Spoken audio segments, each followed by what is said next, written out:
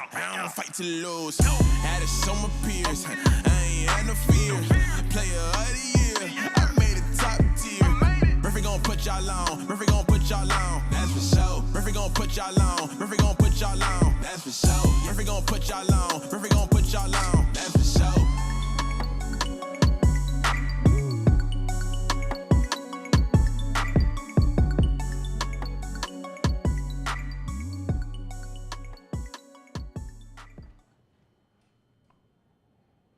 Welcome to the Frank D. Murphy Show. I'm your host, Frank D. Murphy, aka Murph Time. Today's topic is going to be about what's needed to be a successful entrepreneur. But before we get into all that hot stuff, I want to turn and holler at my girl Kay. How you doing, Kay? We finna get this thing going. Yep. People want to be business, want to get into business. Who would have thought? I know, they want to make some money. Yes, come on, somebody. Money. That's right. So go ahead and hit me, Kay. You already got your notes up. You I'm ready? Go ahead. Ready Go to ahead. go. Okay, so I think one of the biggest things for entrepreneurs that people don't realize is the sacrifice that they have to make. True. So my question to you is there going to be a limit to a person's sacrifice in order for them to be successful as an entrepreneur? A limit. You know what? If you're trying to be a successful entrepreneur with the things that I have done and accomplished as far as writing a book, stage play, working on a movie, and a successful nonprofit organization, I had to take the limits off. I really did. You have to take the limits off, because you start putting limits, then that's more you saying, at this point, I'm done. And at that point, it might be just the beginning. You know, and so I would say you have to take the limits off to be successful. Okay. All right. Well, in that, tell me, how do you define being an entrepreneur or a business owner? What does that mean, and what does that look like? A lot of work. You know, a lot of people want to do this, but they don't understand the time they have to put in. If you want to be a successful entrepreneur, a businessman or businesswoman, you have to realize that it's going to take time. And one thing I'm going to always say, you can't try to duplicate what everybody is doing. So I'm not saying you can't take some wisdom, some knowledge and understanding from other people that's doing the things that you're trying to do, but you can't duplicate A to Z everything, because then it's not you. Your entrepreneur and business skills has to be you. It has to be you, front and center. If it's not you, then you're basically being someone else. So that's one of my advices too when you're trying to be a successful entrepreneur. It takes time. Right. Oh gosh. Okay. Well, let me ask you this: what are some of the common mistakes that entrepreneurs make starting right out? Not satisfied with their portion. Looking at everybody else. Seeing how they got there, not even knowing all the ins and outs and the mistakes and all the mistakes that they have made to be successful. I think we call it, in the business world, I'll turn this way because I want to talk to people. I call it the rearview mirror. In the rearview mirror, it's a blind spot. And I think in business, there's a blind spot. You may see them being successful, but it's a blind spot. You don't know how they got what they got. You don't know how long it took them to get it. Like, people look at me and say, oh, you played in the NFL. It took 12 years to get to the NFL. I played free labor ball, getting hit. Because I didn't get drafted. You don't get drafted till you know, 21, sometimes 20, 21. I started playing ball around about 10. So that's free labor. That's free labor of believing in something that you love and that you feel like you want to put your heart into. But the results you get is everything. And you got to make sure that the results, in entrepreneurship and business, I make sure the results are not about me. I think that's why I become successful. Everything I do in business and in the charity, it has to benefit someone else. If it just benefit me, I don't do it. So when I do this movie we're working on, it's going to benefit millions. That's why I'm doing it. Stage play, it benefits millions. It helps our at-risk youth that need mentorship. And when you do curriculums, I'm writing curriculums. It benefits someone else. I think you get the message. It cannot all be about you. Then you'd be by yourself. God, with that, and that's just a lot. It sounds like you have a lot going on. How important in that day is it to have a routine? A routine is everything. I grab my notebook and I write down everything I have to do that day. I don't pressure myself. When I get done with on that list, whatever I get done with on that list, I put it aside. What I don't finish, I carry it to the next day. You have to have a plan. And the 3 things that you have to do to be a successful entrepreneur, I'm coming back to you again, is plan, because without a plan, it's a plan fail. Then you have to prepare. Preparation meets manifestation of what you're trying to accomplish. Then the last thing is very hard, patience. Because you don't want to wait. See, patience is something that's perfecting you, getting you ready for the big stuff, getting you ready to get into more open doors for what you believe you was called to do. So at the end of the day, you have to plan, prepare, and be patient if you want to be successful as an entrepreneur and in life. Well, as a person trying to be an entrepreneur, how does that said person find what's the best fit for a business for them? Like, what do they know they want to start a business, but they just don't know what? Ask yourself, what can I do without getting paid? What do I love doing and nobody pay me? Because and I go relate back to football. You don't have to pay me to hit. You don't have to pay me to run the ball, catch the ball. I love doing it. Right. You cut on the light, say go do it, I'm in it. Right. You don't have to give me $1, but it costs me so much. It costs time, it costs pain, Right. but I loved it. Right. So you have to ask yourself, what can I do in life that you don't have to pay me $1, but I'll get up every morning excited to do it. That's where it starts. Okay. The second thing you want to do, and I'm going to turn to my people again, the second thing you want to do is write it down. Make the vision plain. So people can see what you're trying to do, so you can see what you're trying to do, so you can always make adjustments, and people can see what you're doing, and they can run with it if they like it. So everything we do, Kay, when it comes to these events that I'm doing, all this stuff that I'm doing, I write it down. I do a whole plan, but I let people see it. Because when I let people see it, they can shoot holes in it. Absolutely. So you got to plan, prepare, and be patient. I like this. This is a good forum because it gives me a chance to really pick the mind and pick the brain of an actual entrepreneur. What motivates you to keep going? Because you know you work for yourself. You can wake up. You don't have to get up. You can just roll back over. What motivates you? I mean, okay, I got to come back to the screen. Every day I wake up, I look at it as an opportunity, not an obligation. If you look at it like an obligation, it's like, oh, here we go again, just the same old thing. I like an opportunity to get it right, an opportunity to help others, an opportunity to be great, an opportunity to correct what I did wrong yesterday. If you look at things like an opportunity, man, you'll be so grateful that you get an opportunity to do what you're doing, because there's a lot of people that want to do what you do. And I take that opportunity and I begin to make sure that that opportunity helps other people. Just because you have a platform don't mean you share the platform with nobody. I got a platform because I want to share it with everybody. Right. Everybody that's in my heart to share it with. You can't share it with everybody, but you have to be selective. But it can't just be you up there standing by yourself, patting yourself on the back, hitting yourself on the chest. Trust me, that's not a successful leader, and you will not be a successful entrepreneur. Speaking of success, though, in being your own boss and being an entrepreneur, how do you define that success? How do I know that I've reached a point to where, okay, I can kind of back off a little bit? I think a lot of people gauge their success off numbers, which is money. I'm a little different. Okay. Because for my nonprofit organization, I have never took a check. I don't get paid. I do it from the heart. I love what I do. Wow. But I gauge mine off how many people I impact. And I don't go in saying I want to impact, if I have 1,000 people at this event, I want to impact the whole 1,000. Just give me one. Wow. If I get one, because remember, I was one. Right. And look at me Right. now. Right. So if I just get one out of that crowd, Right. I'm good. Wow. And it's the way you look at things and your perspective what is going to help you be successful. Because you start looking at the numbers, you get caught up. Right. I think we was talking about churches, Yeah.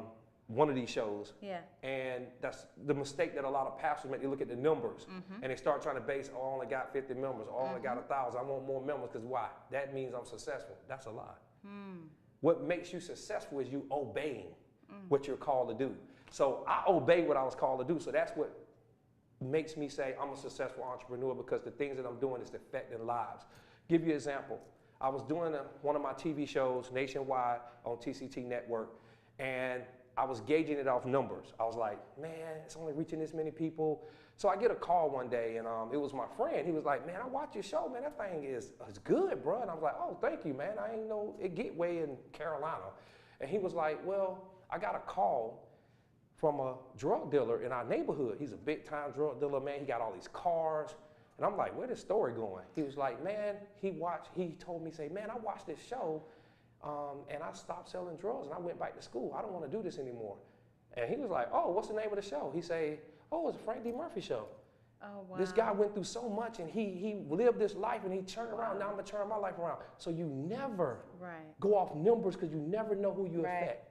And that's how I learned to do that in business as well. Wow. I'm not saying you can't have a bottom line, have a budget and things of that nature. You got to have those things, but you can't gauge your success just solely off numbers. Right. Wow. God, that's amazing. Yeah. That's huge. I was going to ask you what has been your most satisfying piece of being a business owner. I mean, I would think that was it, but I mean, yes? Kay, I think, get back over here. The most successful thing for me in this is I get to leave a legacy. Not popularity, not famous. I'm not in it for that. I get to leave a legacy for my kids.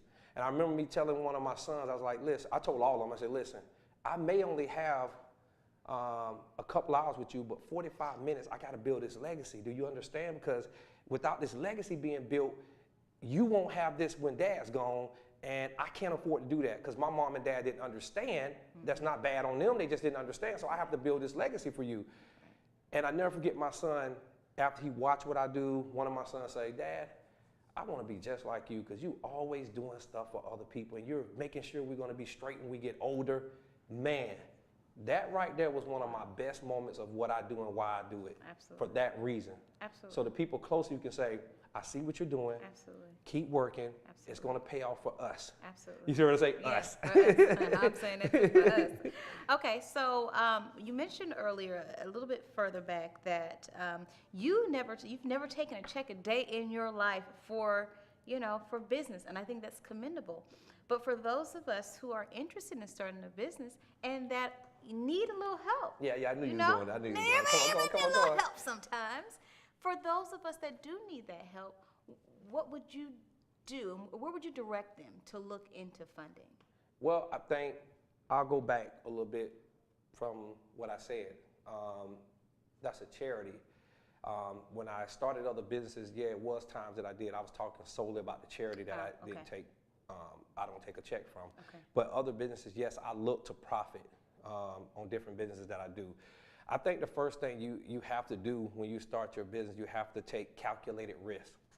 Calculated means just what it means. I'm gonna calculate to see, can I handle that risk? Right. If that risk is too much, I'm not gonna jump yet. Right. I'm not gonna reach. Okay. I'm gonna wait till I get to a point where I say that calculated risk makes sense. Now I can go. Right. That means if I lose it, it won't hurt me completely. Right. I hear a lot of people say, I go all in with everything I got. That's fine if you don't got a family. Right. So you gotta balance that out. When you got a family, it has to be really calculated. Right. Without a family, you can kind of run, jump, Right. flip, go for it all, Right. because nobody's getting affected but you. Right. So it's called balance. Balance and check. That's Okay. what Okay, so let me ask you this. What do you think the biggest fear is amongst those who want to start a business, but they're right there on the fence? Their toes in the water, they can feel it, but they're not going to jump yet because they're afraid. What is it about them that is not pushing them over that edge into that water? Man, I don't really, I guess I'm thinking about myself. I don't have too many things I fear. And I say that humbly. Right. So I think for people that I watch or that I mentor or help, they're scared of failure. See, if you're scared of failure, eventually you're gonna fail and possibly become a failure. But if you don't worry about failing, Right. that don't mean you're a failure. True. But if you worry about failing and then you fail, that makes you a failure because that's how you see yourself. Yeah. So the thing that I would tell people, you can't worry about failing, fail forward. That makes sense? So if I fail going forward. I mean, I say, what did I learn from this? What did I get from this? And then keep it moving. I know I don't fail a lot of times. And when I fail, I just write down what happened, put a check mark next to it and say, okay, I won't do that again. And I move on. Failure is something just to give you a heads up, you missed it, or do this better, or do this right. It don't mean that, okay, I can't be successful. And people don't like hearing that you fail. Our society has beat us down with that word failure that is like, it's over. Yeah.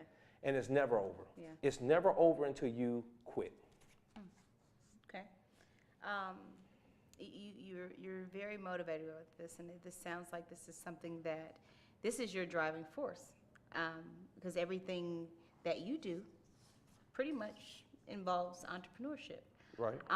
So how is that, and doing that for so long, how has it affected your life? That's why, what you talking about? Love life? What you trying to? Oh, but I mean, you want to go to the love life. What's it talking about? I gotta see. Well, how does that affect your life? How does it affect your life with your family? How does it affect the love life? I mean, some people want more time than you can give. So how does that affect you? Family-wise, I think they understand now. I think I'm not really looking for them. I'm hoping that they understand. I'm hoping that they get it. But if they don't, I have to keep it moving, because sometimes wisdom don't hit a person until after you're gone. Think about how many times your mom or your dad told you, don't do this, don't do that. You're like, man, whatever. And then 2 years later, you're like, man, she or he did say that to me. So I don't expect them to get my wisdom now, so I don't let that bother me. If they don't get it, I keep it moving, and they holler at me about 2 or 3 years later. Give me that question one more time just to make sure I... Absolutely. How has this being in business, Gotcha. How has being in business for yourself affected you as far as like family life, as far as relationship-wise? You've put a lot of time. One of the things that you said when we first started this conversation is that sacrifice was one of the biggest things that you can do as an entrepreneur. So how has this affected your life with your family? Being able to give them the time that they deserve and the love. To give the love, the time that it deserves. The love, you can say that, the love. Slid it on in there. I answered the other one, the family, but love life, I think for me, you have to be able to fit in what I'm doing. And that don't mean I won't change anything. So let me... I was going, take it all back. That don't mean I won't change things. That don't mean I won't move things around if you're worthy to do that. But what I'm saying is, you have to fit in. Like, it's like a puzzle. Right. And I think for me, you have to fit in that puzzle, because so many times I tried to make people fit in that puzzle, it just didn't fit. It just wasn't right. And I still try to flow with it. And it cost a lot. It cost me a lot. Right. So because it cost me a lot, I don't want to pay that bill anymore. Right. And I don't think you should pay that bill anymore of that mistake. So make sure at the end of the day, make sure they fit into your life or where you're going. Not where you at, but where you're going. If they can't see where you're going, that's a mistake. Because they're going to always look at you where you at, and you're not going to be where you're at tomorrow. You're not going to be where you're at 2 weeks from now. The same people that look at you and say, you haven't changed, it's because they still looking at you how you was 5 years ago. They didn't upgrade. They didn't get the memo. That ain't your fault. Right. How important have other people been to your success, meaning the networking aspect? One thing I'd like to tell my students is that you have to be able to network with those around you. How important has that been for you? That's one of the most important things, because you're not successful because of the money. You're successful because of the relationships. Relationships has took me so farther than money. Money can't get me in certain doors. Absolutely. I don't care how wealthy you are. Absolutely. But a relationship with that person behind that door, with their cousin, with their brother, because they knew you, they heard you spoke, and they like, get him in there. Right. You can't pay your way in that type of stuff. So if you're starting a business, you got to remember, if money is your own, if you base your decision off how much money I can make, you missed it. You would not be successful. You got to go in saying it's about relationships, because after great relationships, then come money. Absolutely. So people got it backwards. So don't switch that around. Absolutely. Okay. All right. Well, I mean, you know what? I'm gonna say this too, but I'm gonna look this way. I had to take my faith off safety. Because see, a lot of times you put your faith on safety because you confined by what everybody else is doing. Let me give you an example. People wonder why Oprah Winfrey is so successful. It's because, my opinion, they didn't see her coming. She didn't look like they looked back then. She wasn't so quote unquote model type look on TV. So they didn't pay her any attention. While they wasn't paying her no attention, she was working. She was getting it. By the time they paid her attention, she was in her groove. And see, when you get in your groove, it don't matter now, because everybody gonna jump on if they don't like you or not. It's too late.